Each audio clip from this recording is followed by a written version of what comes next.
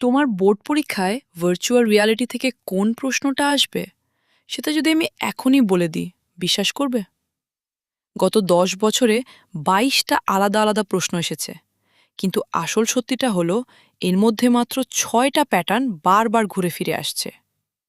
শুরু করার আগে একটা কথা বলে রাখি, নিচে কমেন্টে লিখে জানাও তোমরা কেমন ধরনের সাজেশন চাও, এভাবে প্যাটার্ন আকারে নাকি সম্পূর্ণ লেখা উত্তর সহ। তোমাদের মতামত অনুযায়ী পরে সাজেশন বাড়ানো হবে।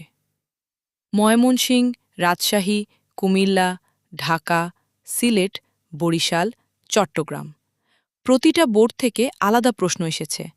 দেখলে মনে হয় পুরো চ্যাপ্টার মুখস্থ করতে হবে, কিন্তু আমি এই 22টা প্রশ্ন গভীরভাবে বিশ্লেষণ করে দেখেছি। এরা আসলে মাত্র 6টা মাস্টার প্রশ্নে ভাগ হয়ে যায়। চলো একে একে দেখে নিই। মাস্টার 1, 3 স্টার, সবচেয়ে গুরুত্বপূর্ণ প্রশ্ন: ভার্চুয়াল রিয়ালিটির মাধ্যমে প্রশিক্ষণ দেওয়া সম্ভব? ব্যাখ্যা করো।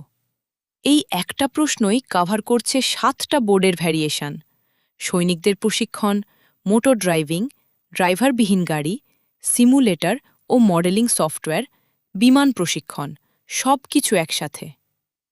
ময়মনসিংহ, রাজশাহী, কুমিল্লা, ঢাকা, সিলেট, বরিশাল, সব বোর্ডে এসেছে।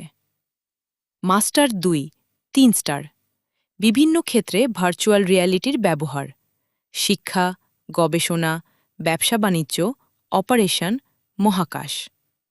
কুমিল্লা, চট্টগ্রাম, যশোর, মাদ্রাসা, সিলেট, ঢাকা বোর্ডে এসেছে। মাস্টার 3, 3 স্টার, ভার্চুয়াল রিয়ালিটি আসলে কি, এই বেসিক সংজ্ঞাটাও বরিশাল, রাজশাহী বোর্ডে বারবার এসেছে। এটা অবশ্যই পড়তে হবে। মাস্টার 4, 2 স্টার, নকশা প্রণয়নে ভার্চুয়াল রিয়ালিটি ও 3D মডেলিংয়ের ভূমিকা।